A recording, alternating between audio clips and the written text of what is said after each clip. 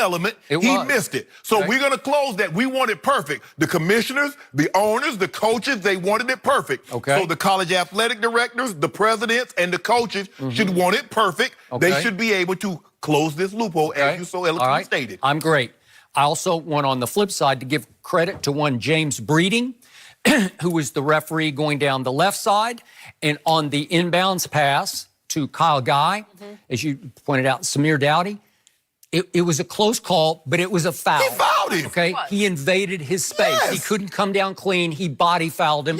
He knocked him off balance where he couldn't follow through cleanly on his shot. Skip, what makes but James Breeding had the guts to call it. To call that, because those could go either way, where you just kind of swallow your whistle because you choke a little bit. Like, am I going to decide this game? Because, man, you swallow your whistle in that play. No, that's a foul the first 5 minutes of the game. It is. 15 minutes into the game. It is. And it's a foul even though it's the last possession. But, Skip, what makes this so bad is that the guy almost did the exact same thing in the other corner to Guy.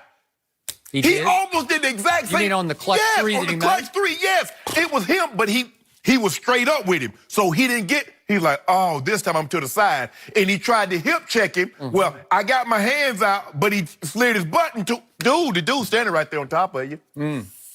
Well, Kyle Guy has had, by his standards, a pretty horrible run through the Final Four. And all of a sudden, you want to talk about coming up clutch? That's huge. And I tweeted this at this moment. Forgive me for bringing this up, but that would have been LeBron's worst nightmare. LeBron has never been in college. Okay, he has never been, but I'm glad for his sake that he wasn't in this spot, because to have to make 3 free throws, woo! Oh, my goodness. I was thinking about LeBron when I was watching. Were you, Jim? Yeah, I was. That's good. This is interesting. Good, yeah. First of all, I fought Bruce Pearl, the only guy that can beat you with the 3, and you let him get 2 cracks at you on consecutive possessions. Really, Skip?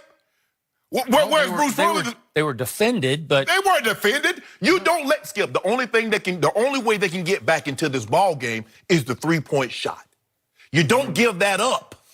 It's as simple. And I'm guarding Guy. Guy is not touching the ball. If Hunter, if one of these other guys want to touch it, have at it. But he not. Go look at Kyle Guy's stats through the tournament up to that moment. He'd been horrible. Seriously. He would be the one guy you wouldn't want shooting would be Ty Jerome. He'd been the one carrying them. But here's the thing, though, Skip. This guy is a big shot taker. Okay, he's a big shot maker. He's first team All-ACC. So that should tell you something. Okay. He was Mr. Indiana basketball. Yeah. Okay. Yeah. Okay. So I mean, so that means he's pretty good. Yep. I mean, to go to the line, to go to that line in that moment. And you know what? The thing that impressed me the most. He said, I can stand up here and tell you, I knew I was going to make them, but I was nervous.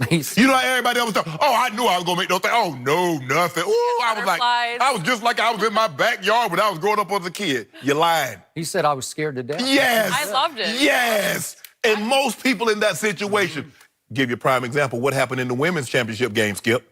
Now, she hit the game winner last year. She's made every one of them. Every one of them. Yeah. It's hard. So hard. And the one she shot wasn't awful. It had a shot. It kind of bounced up and around. Right. But to do 3s, and then he made 2, Skip, and then they called timeout and tried to ice it. That's mental toughness. I mean, for him, I give him credit. But it should have never been that. The officials blew the call. And I don't care if I knew it, if I didn't see it in real time, I don't care. The officials are there to do the job. Shannon Sharp and Skip Bayless was not the officials. We didn't need to know whether or not it kicked off or it hit the defender's hand. They needed to know, and they missed it. Well, I officiate from afar all these games. So I'm the first to admit I missed this one. I was focused on intentional foul. Is he going to get him or not? That was a shame, Skip. It kept Auburn and Charles Barkley from going to the national title game. Well, Charles said, I didn't even know that was a double dribble, so I don't know. He didn't say he That's what he said after the game. I didn't even know that was a double dribble. Well, Charles, if you put 2 hands on the ball... you discontinued the dribble. Then that's called double dribble. I don't know, maybe Charles never did it. He said it. No, he didn't say that. I refuse to believe that he said that. I saw it and heard it with my own ears and eyes. I heard it too. Yep. So he said if you pick up the ball with both hands, discontinue your dribble, and start dribbling again, he didn't know that was a double dribble? Unless he got it in his head that he dribbled it off the Auburn kid's foot. Right, okay. Maybe that's okay. Yeah, maybe he thought the Auburn kid swiped the ball. Or just that you hit part of his foot with the ball. Then it would be fair game. Right. It'd start up again. Yeah. Okay. Well, but hey, this kid had the chutzpah because in his mind, he knew it. He could have paused himself. Like, oh, now I got trapped back here and now time's going to run out. But he picked the ball up. I'm going to put the onus on you. And that's what Roby Coleman did. I'm going to do what I'm going to do. I'm going to run into the official. I'm going to make you make a call. This guy said, I'm going to make you make a call. And guess what? Neither official made the call. They gagged. I don't think this guy was thinking, I'm going to make you make a call. Well, I think he wasn't even thinking about that. Well, he had to, Skip. He know he double dribble. He know the ball kicked off his foot. Nobody touched it. I think he was in sheer panic mode at that point because the last thing he expected was to dribble the ball off his foot in the most clutch do-or-die situation he's ever been in I'm his trying life. to figure out from where the defender was, how did the official think that he swiped the ball back? The guy tries to go behind his back. The guy's on his heels, unless he's Stretch Armstrong.